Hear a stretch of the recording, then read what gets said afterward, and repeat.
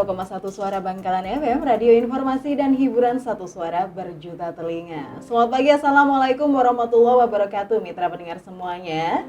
Kembali lagi menyapa dan seperti biasa dan telah diinformasikan bahwa pada pukul 9 hingga 10.00 waktu Indonesia Barat di edisi hari Jumat 28 Februari 2025 ini kita akan menyelenggarakan live radio talk show dengan tema sehat dan bugar saat puasa, tips gizi untuk bulan Ramadan. Dan dalam memandu talk show ini Lai tidak sendiri. Jadi Lai pengennya berdua terus ini beberapa hari ini ya. Iya. Jadi ditemani oleh Mbak siapa ini? Dengan Aini di sini. Selamat pagi Kak Lai. Iya, selamat pagi. Jadi Lai ditemani juga oleh Kak Aini ya, mitra pendengar semuanya. Dan telah hadir di studio narasumber kita yang sangat luar biasa ini. Yang pertama kita akan sapa dulu ya, ada Kak Dr. Hilda Nur Ainia. Selamat pagi, Kak Dokter. Halo. Halo. Jadi ini sepertinya kita seumuran semua ya ini. Enggak ya?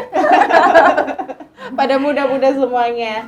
Kak Dr. Hilda ini selaku dokter umum RSUD Syamrabu ya. Selamat datang. Selamat datang. Oke, baik. Dan yang kedua kita sapa ada Kak Feni Rahmawati SGZ selaku ahli gizi RSUD Syamrabu. Selamat pagi Kak Feni. Iya, selamat pagi Mbak. Iya, jadi ini kita komplit banget ya kedatangan dokter umum sekaligus ahli gizi. Iya. Didatangkan langsung dari RSUD Syamrabu Bangkalan untuk bagaimana masyarakat Bangkalan bisa tetap sehat dan bugar ketika bulan Ramadan. Bulan puasa ini. Iya, betul. Nantinya kita kalau nggak besok ya lusa ya, karena ini sudah menjelang puasa begitu ya. Iya. Nah, oleh karena itu kita ingin menyerap semua ilmu dari Kak Dokter dan juga Kak ahli gizi nih agar Ramadan dan puasa kita bisa lancar begitu. Oke. Nah, iya, baik. Nah, mungkin kita langsung aja, pertanyaannya sudah banyak kita list dan banyak banget. Semoga nutut ya kita waktunya. Oke, baik. Nah, mungkin dari Kak Ain mau menyampaikan pertanyaan ke salah satunya. Silakan, Kak. Iya, untuk Dokter Hilda. Iya, halo. Iya. Di bulan puasa ini kan, apa sih yang terjadi dalam tubuh kita? Karena dari imsak jam 3:30, jam 4 sampai maghrib itu tidak mengkonsumsi makanan ataupun cairan dalam tubuh. Lalu apa yang terjadi nih dalam tubuh kita waktu itu gitu? Silakan. Iya. Saya akan jawab ya. Iya. Jadi sebenarnya puasa itu sebenarnya hanya mengubah waktu makan kita.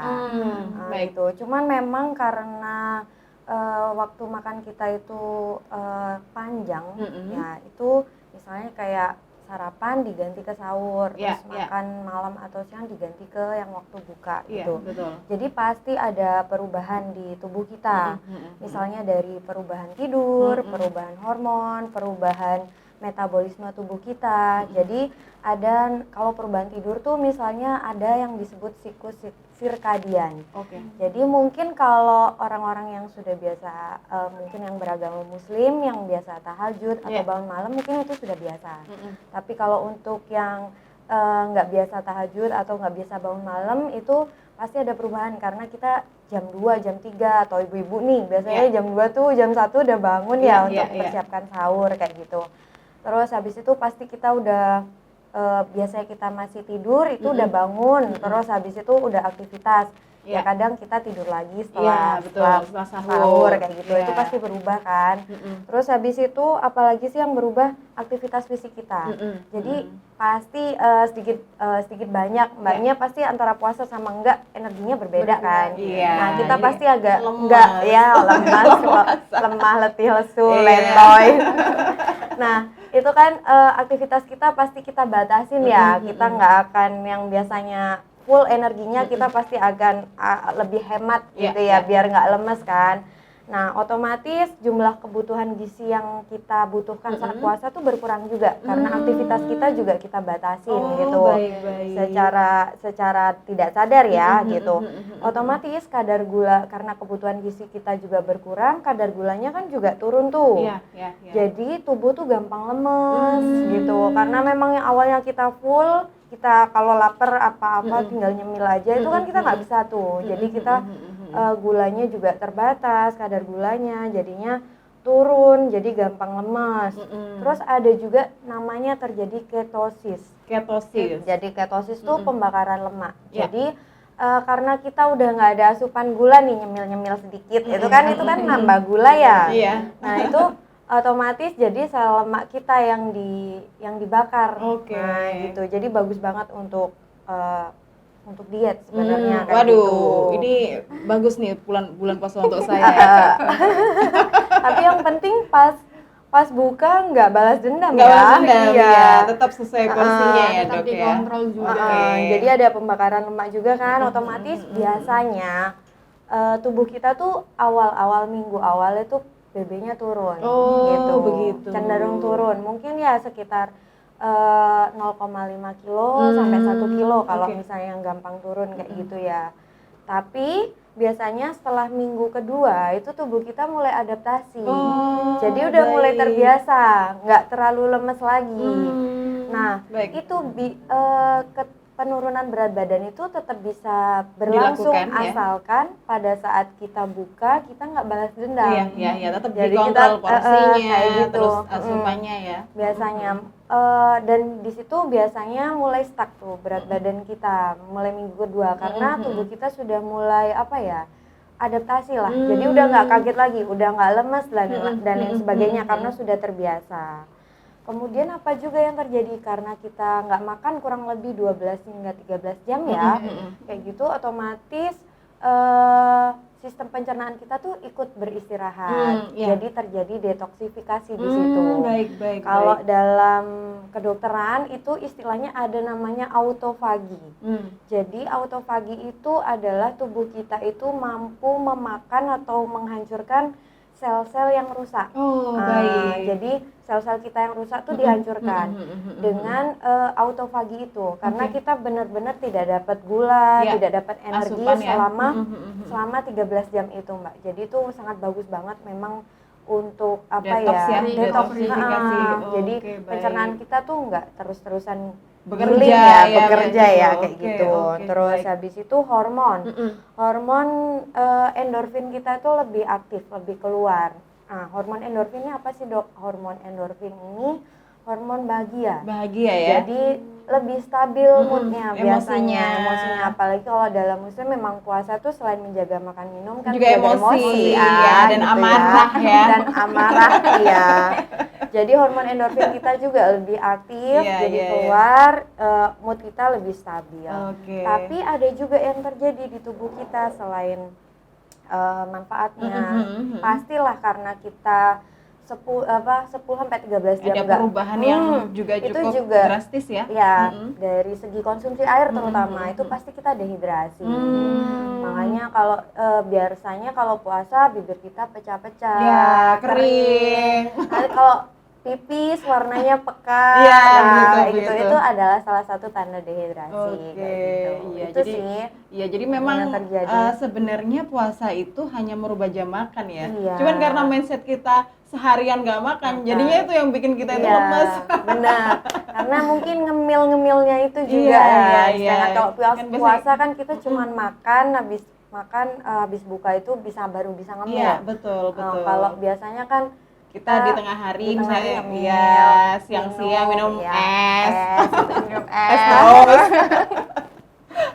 Baik. Jadi emang penjelasannya dari Dokter Hilda sudah sangat lengkap ya tentang apa saja perubahan yang terjadi dalam tubuh kita saat berpuasa begitu. Dan ini berarti wajar ya dok ya kita merasakan lemas dan lain sebagainya. Wajar sekali karena kan memang asupan gula kita nggak ada gitu, jadi otomatis wajar sekali.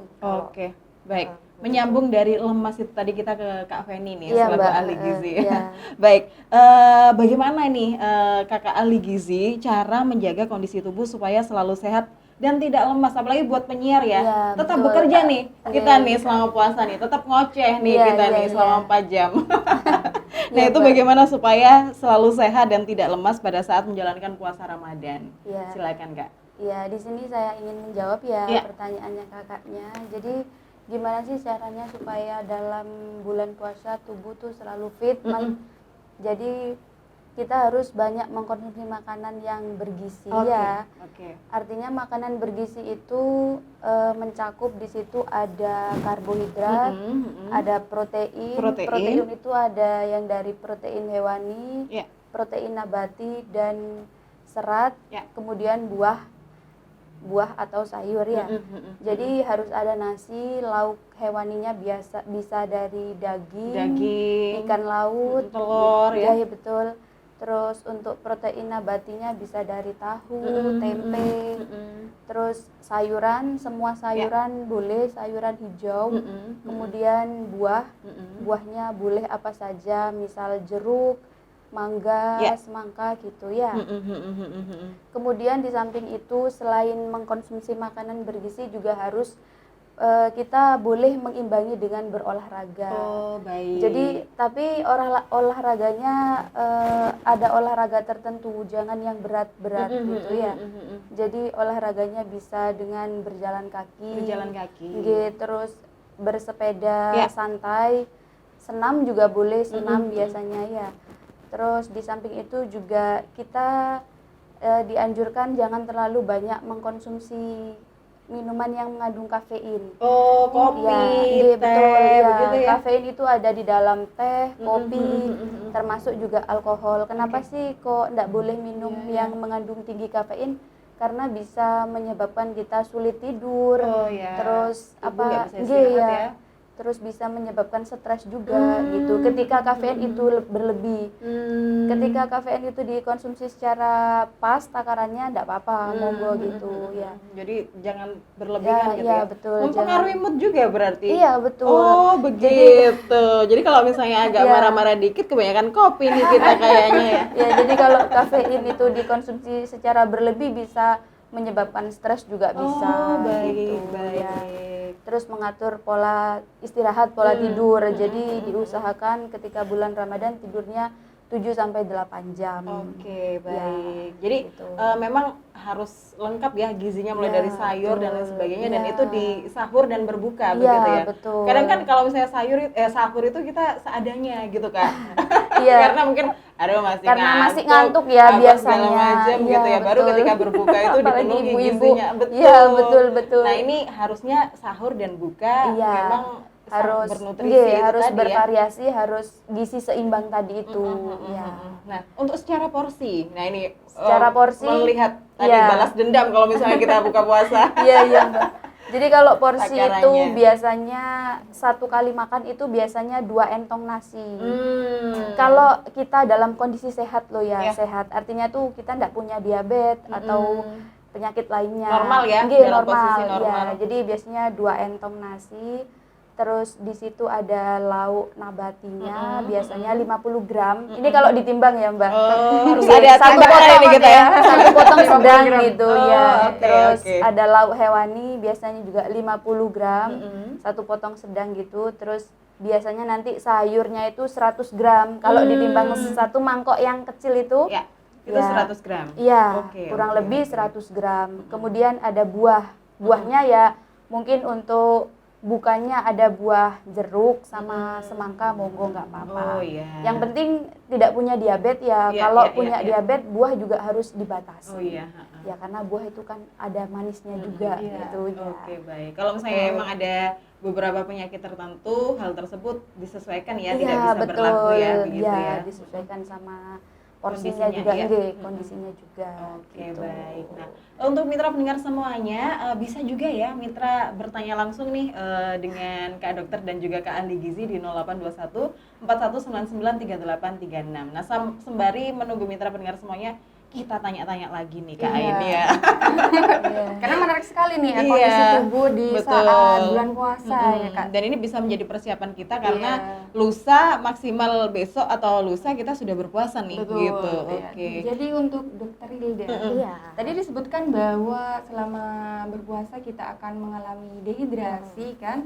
Kemudian bagaimana agar kita tetap bisa minum 8 gelas selama berpuasa ini? Karena sebagai orang awam saya Untuk berpuasa ketika sahur dan berbuka itu 8 gelas terlalu banyak ya. Iya, silakan Iya, Dek. itu kalau orang Jawa namanya beser. Jadi bisa pipis terus Beser, jadinya. Iya benar. Iya. Silakan. Kayak digelonggong gitu Iya, ya istilahnya iya, ya kalau betul. langsung. Iya, bagaimana itu, Dok? Memang gimana ya? Jadi kalau memang puasa itu kan dehidrasi ya jadinya karena memang kita nggak bisa minum air. Nah, memang minimal kita untuk mencukupi kebutuhan energi kita itu sebenarnya 30 mili per kilogram berat badan kita gitu. Ya, kita ambil rata-rata sekitar 8 gelas lah per hari. Itu minimal yang tubuh kita harus dapat nih air nih, biar Oke. kita nggak dehidrasi. Nah, jadi caranya ya nggak langsung sih Mbak. Kalau langsung pasti kita kayak sapi gelonggongan gitu ya jadinya ya, beser terus kembung ya. Ya gitu. Iya. Jadi kita atur tuh, jadi waktu kita buka, kita makan minum air putih 1 Iya. gelas, setelah buka 1 gelas. Nah, itu udah 2 gelas ya. Gelasnya takarannya gimana Dok? Contohnya aqua gelas ini sekitar 200 ml ya. Takarannya seginilah. Jadi misalnya waktu buka kita minum 1 gelas ini, setelah buka minum ini gitu ya. Terus nanti misalnya setelah Isya atau setelah Taraweh boleh 2 gelas. Nah itu udah berapa? 4 gelas ya? 4 gelas. Jadi 4 gelas. Terus waktu mau belum tidur 1 gelas lagi. Oke. Kayak gitu, itu udah 5 gelas kan. Nah nanti saat kita sahur kita bangun tidur sebelum makan kita minum 1 gelas lagi. Terus saat makan ya di tengah makan kita bisa minum juga biasanya sampai setelah sahur sebelum imsak itu 1 gelas lagi. Jadi udah cukup 8 gitu. Sebenarnya air pun tidak dihitung dari air putih saja. Jadi bisa dari air kuah yang kita makan saat sayur. sayur. Kuah. Ya, kalau sayurnya berkuah ya. Saya kadang orang Madura sukanya kering Oseng, semua ya. iya. Oseng. Gitu. Jadi kalau sayur kita ada berkuah sudah masuk Sudah hitungan masuk, itu sih oke, sebenarnya kayak baik. gitu. Tapi kalau misalnya menu buka kita kebetulan kering-kering nih ya, jadi kita harus wajib memenuhi 8 kebutuhan gelas itu itu ya? tadi. Itu udah termasuk kolak, misalnya kalau ada kolak Iya. atau es Minuman gitu, manis. minuman manis kayak gitu. Cuman lebih baik memang lebih porsinya lebih banyak air putihnya daripada Iya. minuman manis karena minuman manis tuh lagi-lagi kan gula. Gula itu sifatnya pekat, otomatis nanti tetap aja tubuh kita dehidrasi. Oh, baik. Jadi harus lebih banyak air putihnya. Air putih begitu ya. ya. Ada takaran tentang pH-nya nggak sih, Dok, seperti itu? Nggak ada sih nggak ada ya. sebenarnya kalau pH itu kita percaya yang di air kemasan itu sudah sesuai udah ya, Dok, sesuai ya? kok. Baik, Air baik. galon kayak gitu udah Ya, sesuai sudah kok. sesuai ya. Nggak Oke. harus yang pH berapa, Iya, pH-nya asam segala macam enggak. nggak harus ya. Jadi air biasa saja udah cukup Udah ya cukup, untuk memenuhi gitu. kebutuhan hidrasi kita gitu. Yang penting 8 gelas, ada bisa sampai 8 sampai 12 gelas sih. Kalau yang 12 gitu biasanya yang atletis bodinya. Oh, Jadi yang siapa di tubuhnya- sini ya contohnya? Nggak ada. Nggak ada. Jadi nggak ada yang atletis ya. Ya biasanya rata-rata 8 lah. 8. Tapi itu untuk tubuh normal. Tubuh Kalau normal. ada riwayat penyakit Ya, seperti ya jantung gitu ya. itu Harus kan juga- dikurangi ya. Iya, biasanya dikurangin kayak gitu. Biasanya kalau penyakit jantung itu tergantung beratnya ya Mbak ya. Jadi ada beberapa pasien penyakit jantung itu masih bisa minum seperti biasa. Ada juga yang harus biasanya sih rata-rata 600 sampai 750 mili dalam satu hari. Jadi kalau 600 sampai 700 mili ya aqua sedang itu dalam satu hari kayak gitu. Kalau itu biasanya untuk penderita jantung yang udah jantungnya bengkak dan udah lumayan berat penyakitnya kayak gitu. Iya, Dok. Kalau untuk orang normal seperti kita tetap 8 sampai 8 ya? 12 gelas per hari. Iya, oke. Jadi memang harus dibiasakan nih. Jadi puasa nggak puasa memang kebutuhannya segitu begitu ya, kebetulan Dok ya. segitu. Jadi Sehari-hari aja kurang ini nih, Ah, minum itu. air. Jadi jangan sampai puasa itu bikin kita tambah sakit, Iya. kita harus tambah sehat. Iya, iya, Jadi hidrasi air kita juga harus tetap kita perhatikan. Oke, gitu ya. baik. Jadi menyambung dari dokter tadi, sekarang kita ke Kak Feni ya, Kak ahli gizi ini. Nah, kalau misalnya kita berbuka puasa nih Kak, Iya. tentu kita sedia takjilnya banyak banget banyak nih. biasanya ya Mbak ya, iya betul. Jadi Godaan- belum godaan kalap itu sampai ya. kalap gitu ya. Betul, belum gorengannya, belum kolaknya, belum es kuwutnya Iya. misalnya. Aduh, iya.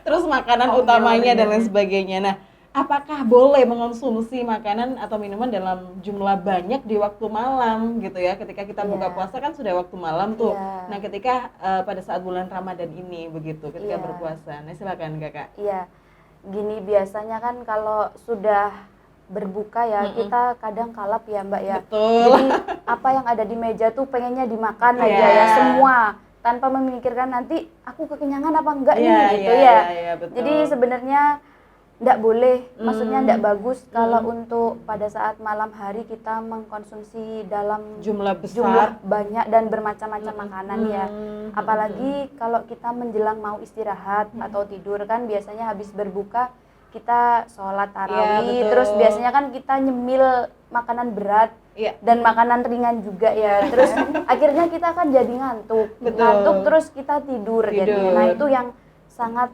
bahaya juga gitu loh. Hmm. Kenapa sih kok bahaya? Karena ketika kita mau tidur itu kan disarankan juga kan dikosongkan juga perut kan, dikasih jeda waktu gitu maksudnya. Sedangkan ini kan kita langsung tidur. Jadi itu bisa memicu munculnya penyakit seperti asam lambung. Ya Dok ya? Betul Iya, ya, iya, Dok? benar. Iya, bisa memuncul asam lambung tadi bisa bisa dipicu dari banyaknya makanan yang dikonsumsi itu. Jadi dianjurkan tetap makan pada saat malam hari itu ya seperlunya, Iya, iya, iya, secukupnya. secukupnya. Diusahakan juga makanannya makanan yang sehat. Yang sehat, Iya. iya. Kalau misal yang dikonsumsi itu buah, Mm-mm. enggak apa-apa monggo. Tapi kalau yang dikonsumsi seperti makanan instan, Iya, iya. makanan fast food gitu, makan makanan kemasan Iya, yang iya, iya. pabrikan yang kemasan itu yang bahaya gitu. Baik, baik. Jadi baik. memang tidak dianjurkan pada saat malam hari itu memakan dalam jumlah Iya, porsi iya. yang banyak gitu karena bisa mengganggu apa ya, tidur kita juga terganggu. Kalau kita Pencernaan juga bisa Nggih, terganggu. betul. Jadi kalau kita misal sebelum tidur sudah minum banyak kan Iya. tidur kita bangun untuk pipis Iya, gitu. betul. Ya, jadi Terbangun dianjurkan ya seininya, Secukupnya nggih, aja ya. secukupnya, jangan Secukupnya. terlalu banyak juga. Iya, baik. Atau mungkin ada saran jeda dari makanan pokok ke nyemil-nyemilnya ini, Dokter? Iya, biasanya kan di makanan kalau buka puasa itu kan makanan utama ya. Nanti kasih jeda misalnya habis tarawih gitu sekitar jam 9 kita Itu boleh lah makanan ringan aja Nggih, ya. nyemil buah boleh, mungkin ada kacang hijau, ada apa boleh monggo. Terus kan biasanya kita minum juga Iya. kan habis itu terus biasanya kan kita ngantuk ya karena Iya, siang betul. sudah aktivitas Betul, terus betul. Gampang lelah. Iya, pokoknya pasti bawaannya ngantuk gitu. Ngantuk. Pokoknya ngantuk kalau Ramadan. Iya. Biasanya nanti bangun jam 2 atau jam 3 untuk sahur, ya. Betul. Di sahur pun kita biasanya ada menu utama, ada nasi, di situ pasti ada cemilan yang lain Betul, juga kan gitu. betul, betul. Iya. Oke. Ini tantangan tersendiri ya karena Iya. kemarin kita baru apa namanya talk show katanya mau ada 86 UMKM di Bazar Takjil Wah, begitu. iya. Jadi Kalah tetap nanti. harus Kalap ya. puasanya juga perlu pengendalian diri Pengendalian untuk diri. membelanjakan Iya, betul. makanan. Anu gitu ini ya. sih Mbak tips untuk yang diet ya. Iya, iya, iya. Bagaimana tuh? Iya. Biasanya kalau yang lagi diet-diet nih usahakan mengkonsumsi makanan yang tinggi serat karena kalau tinggi serat itu bisa memperlama apa ya rasa kenyang. Oh begitu. Iya, Oke, nggih, baik, betul. baik. Jadi sayur-sayur, iya, buah betul. itu ya diperbanyak ya. Mungkin nasinya diganti sama yang beras merah itu Beras merah. lebih bagus juga. Itu kenyangnya agak lama. Oh, gitu baik, baik, biasanya. baik. Iya. Oke, jadi kita ke bazar cari beras merah dulu nih, bazar makannya ya. Ada nggak Mbak biasanya? Kurang tahu deh. Oke, baik, baik. Kita ke Dokter Hilda lagi nih, Oh Kak. iya, Hilda. Iya, iya. Nanti ini sebaiknya bagaimana pengaturan jam makan saat berpuasa pada kondisi seseorang yang memiliki riwayat GERD atau MAH nih, Dokter? Oh ya, sekarang banyak tuh ya. Sekarang Iya, anak aduh, kecil remaja-remaja pun, tuh udah remaja jombo. Iya, kadang sekarang udah mulai merembet ke anak kecil Mbak. Oh. Jadi saya temuin banyak di rumah sakit tuh di IGD kadang 8 tahun udah. GERD. Iya, kayak gitu. Jadi memang mungkin karena jajan-jajanannya, karena sekarang kan teh-teh yang itu ya, jadi mungkin memicu itu juga bisa mungkin ya. Karena banyak banget sih anak sekarang tuh kena GERD, anak kecil, anak SD. Ya Biasanya ampun. GERD tuh mikir apa gitu. Iya, Kadang-kadang kan GERD stres bisa. ya Iya. biasanya, stres Apakah terus. PR membuat Makan se-GERD tidak itu? teratur. Iya. Jadi Oke. banyak nih yang nanya juga karena gimana dok kalau saya punya punya GERD gitu ya. Jadi sebenarnya kalau punya emah atau GERD itu kita masih bisa puasa ya. Oke. Apalagi puasa tuh kan memang kewajiban muslim juga ya. Ya. Jadi yang penting tuh untuk takaran makanan atau jenis makanan mungkin bisa lebih tanya ke Mbak Feni ya, yang bagus untuk GERD itu apa. Mungkin kalau aku lebih ke prinsipnya sih. Jadi kalau orang yang punya GERD itu puasanya tuh gimana sih dok ya? Makannya secukupnya aja seperti yang dibilang Mbak Feni tadi. Jadi jangan balas dendam. Jadi pada saat kita tubuh kita perutnya udah kosong nih 10 sampai 13 jam. Kita makan yang mungkin gulanya cepat kita serap. Jadi contohnya kayak kurma kayak gitu. Jangan yang langsung daging gitu. Karena daging itu lama untuk diserap sama Diproses. tubuh kita. Iya. Otomatis kok kita makan tuh, apalagi makan tuh harus lama diproses, otomatis energi yang ke kita tuh jadi lama kan. Nah kalau kayak kurma, minum minuman manis kayak cola itu bisa lebih cepat memang diserap sama tubuh kita. Cuman harus tetap secukupnya kayak gitu ya. Terus saat sahur maupun berbuka itu sama-sama secukupnya, jadi nggak boleh balas dendam ya.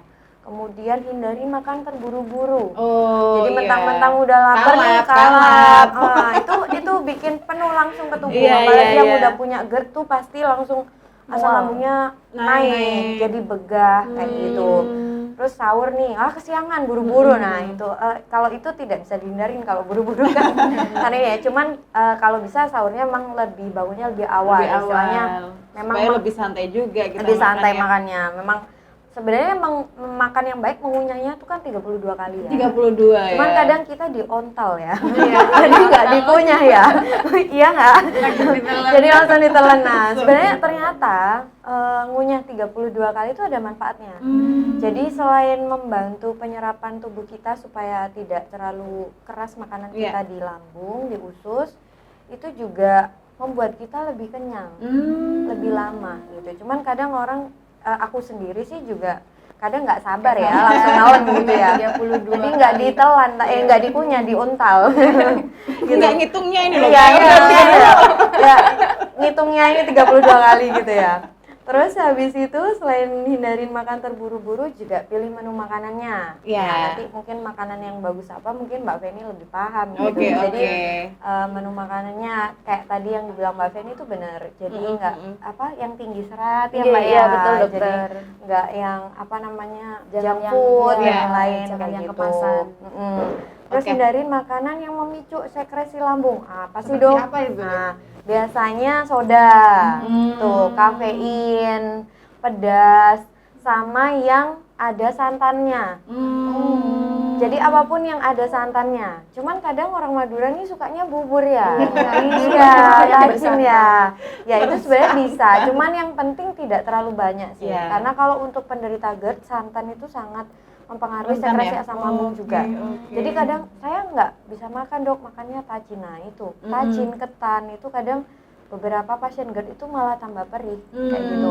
Atau kuah namanya lodeh kayak gitu ya. Itu kalau untuk penderita GERD itu hindarin dulu.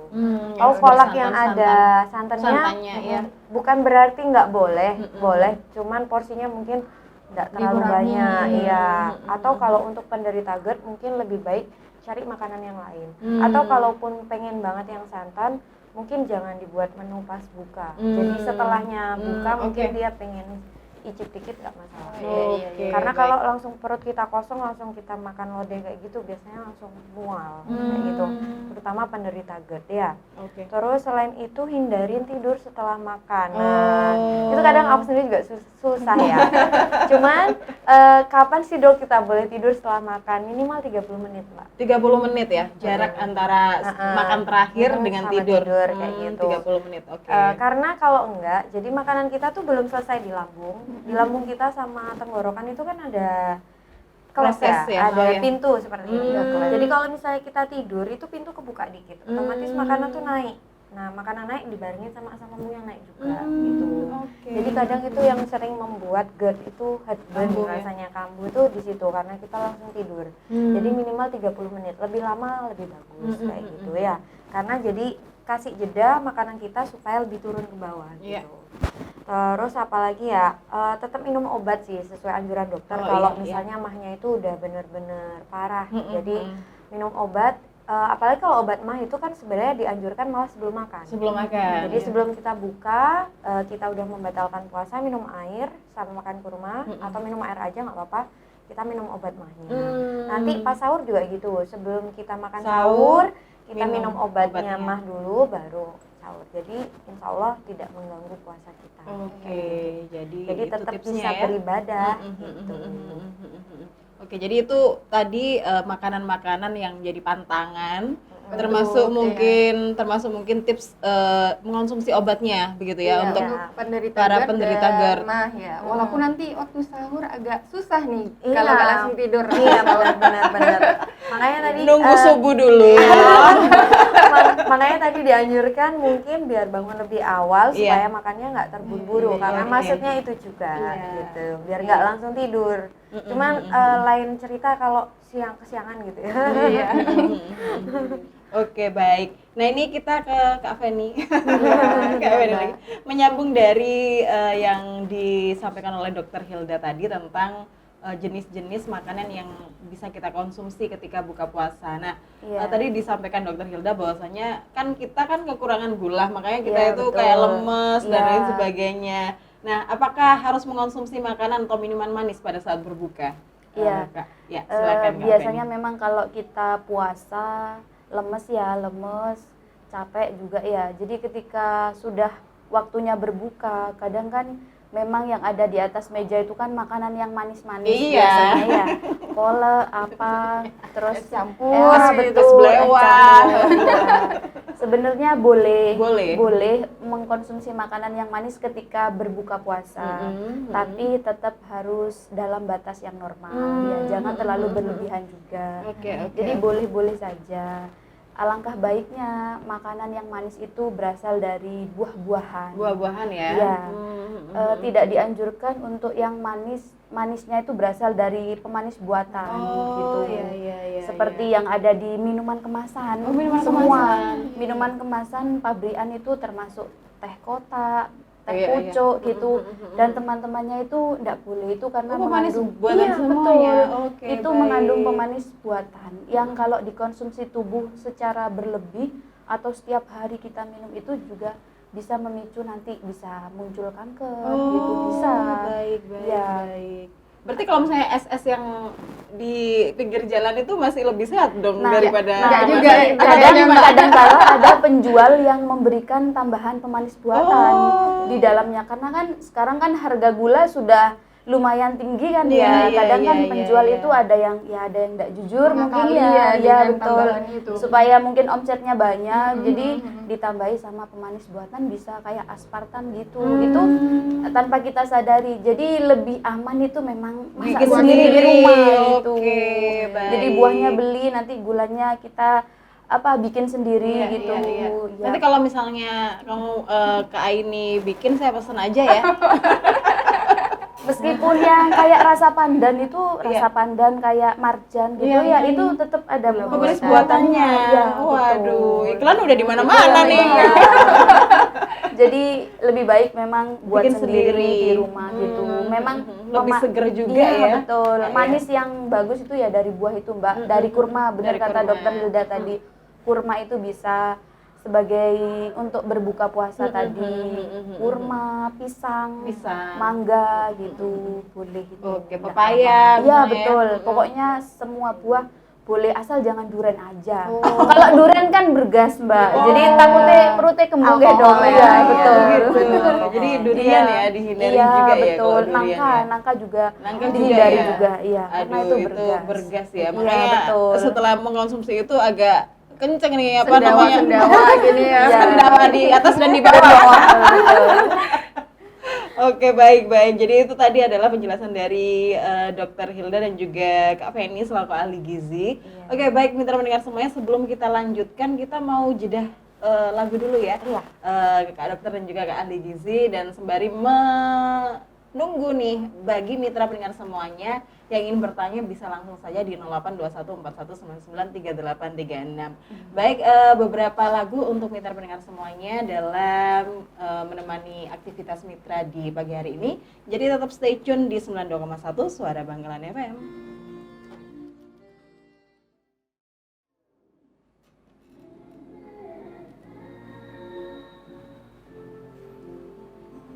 Sembilan 92,1 Suara Bangkalan FM, radio informasi dan hiburan satu suara berjuta telinga. Baik mitra pendengar semuanya, masih bersama Layi Dan Aini.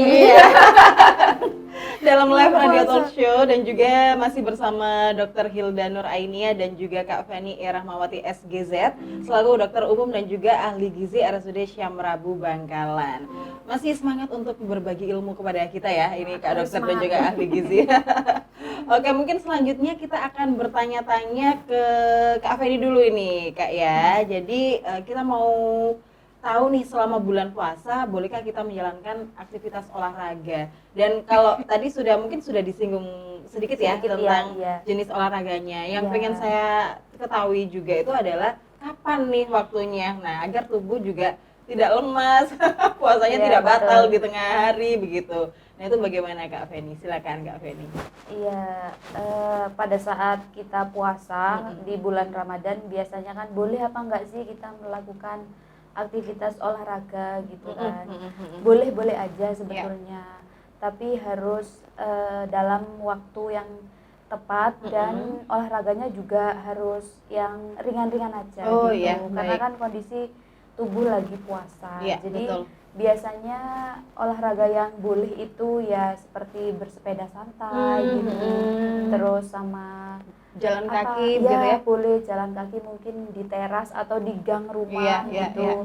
Terus yoga boleh, Oh, untuk yoga olahraga ya. yoga boleh. Terus untuk biasanya senam, ada senam zumba gitu-gitu dan lain-lain boleh biasanya. Oke.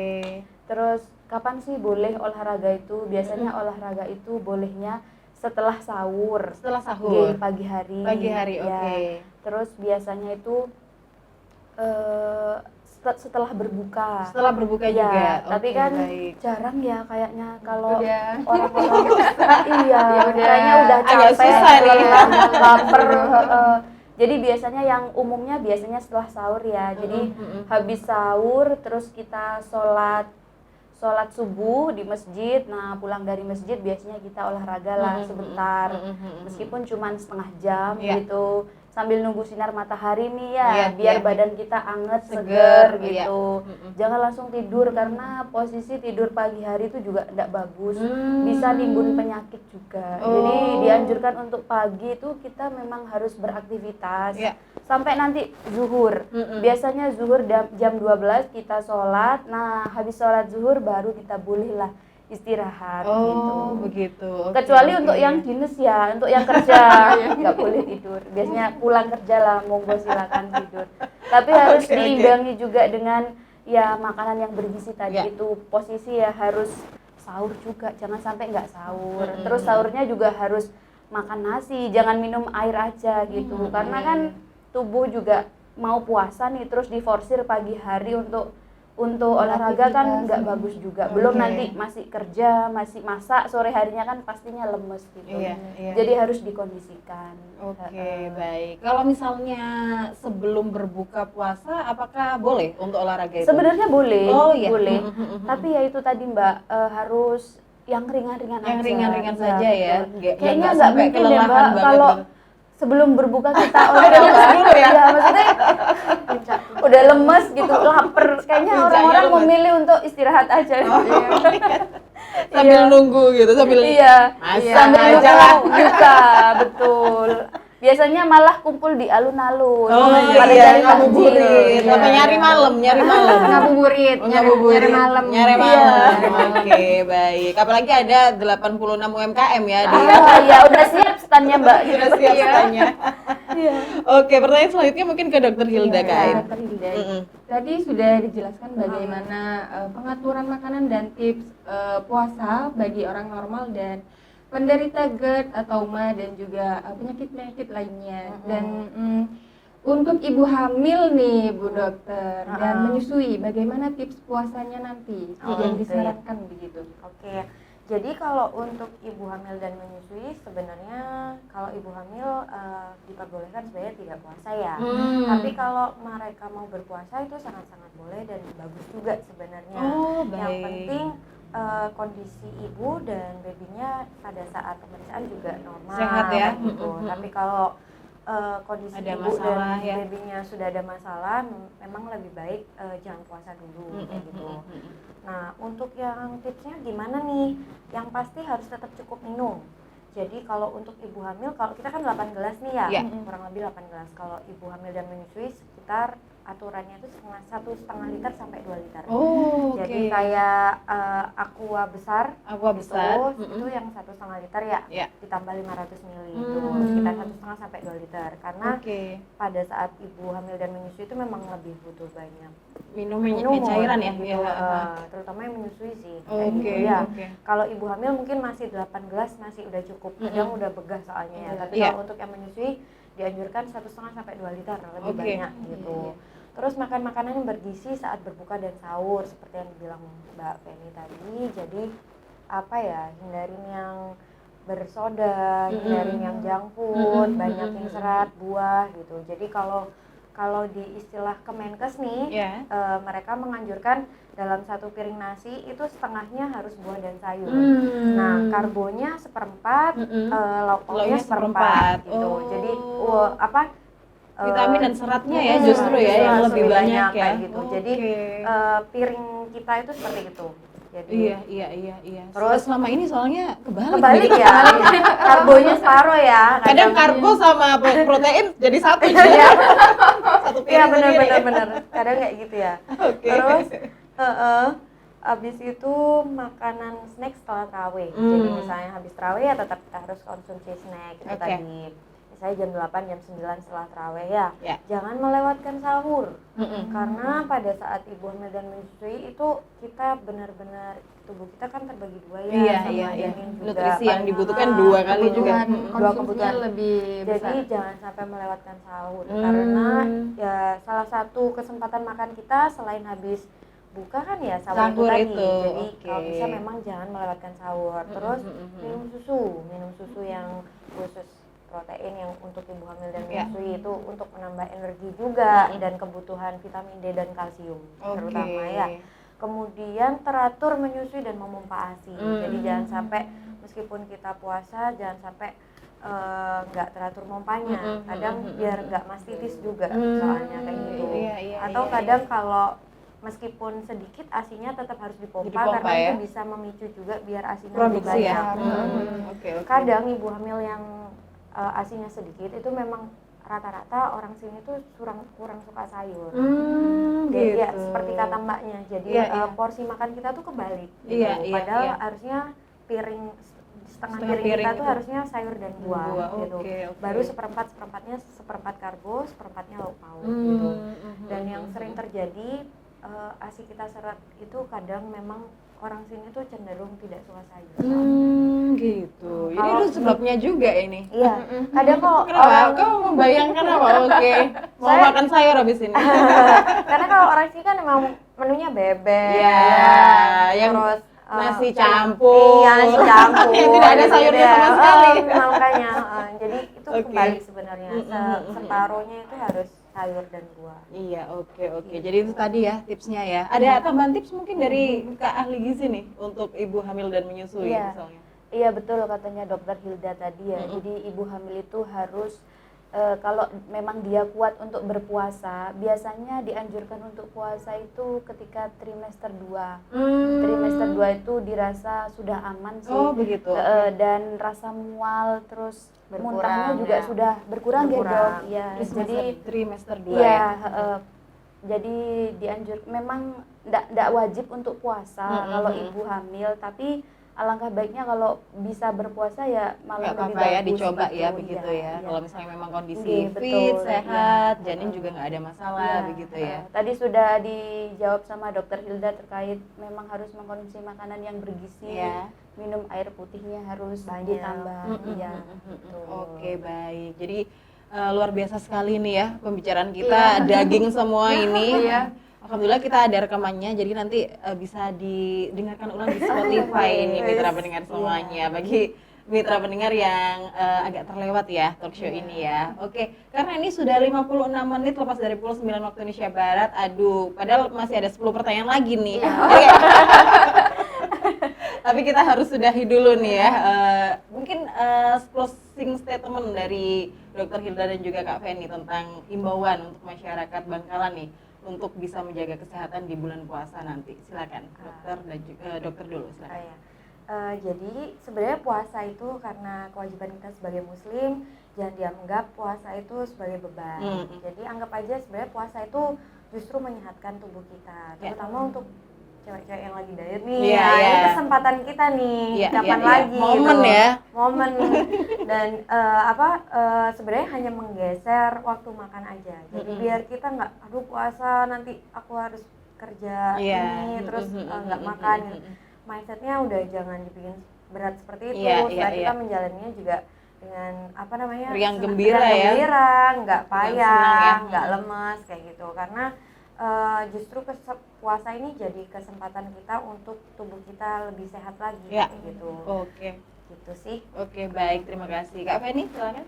Iya, pesan dari saya sih ketika selama bulan Ramadan dimohon untuk semua untuk lebih bijak dalam memilih makanan karena ya makanan di luar sana sangat beraneka ragam juga dan juga banyak juga yang mengandung pemanis, pewarna semuanya. Jadi lebih pintar memilih. Alangkah baiknya juga bisa masak sendiri di rumah untuk ibu-ibu semua ya. Iya, oke, baik. Oke, baik. Luar biasa sekali Kak ini, dan ini sudah 58 menit lepas dari pukul 9 waktu Indonesia Barat. Saatnya kita mungkin pamit undur diri ya. Iya. Oke, sebelum pamit kita ucapkan terima kasih banyak sama-sama atas ilmu sama-sama. dan juga sharingnya dari Dr. Hilda dan juga Kak Feni ya. Insya Allah juga bisa kita undang lagi ya kapan-kapan ya. Iya, bisa. Mudah-mudahan bermanfaat ya. Iya, amin ya rabbal alamin. Baik mitra pendengar semuanya, itu tadi adalah live radio talk show Sehat dan Bugar Saat Puasa, tips gizi untuk bulan Ramadan bersama Dr. Hilda Nur Ainiyah selaku Dokter Umum RSUD Camarabu Bangkalan dan juga Kak Feni Rahmawati SGZ selaku ahli gizi RSUD Camarabu Bangkalan. Layi dan juga Aini pamit undur diri. Iya, terima kasih banyak atas kebersamaan mitra pendengar semuanya dan mohon maaf apabila ada hal-hal yang kurang berkenan selama kami menemani mitra. Demikian kami undur diri. Wassalamualaikum warahmatullahi wabarakatuh. Selamat pagi dan salam SBMN.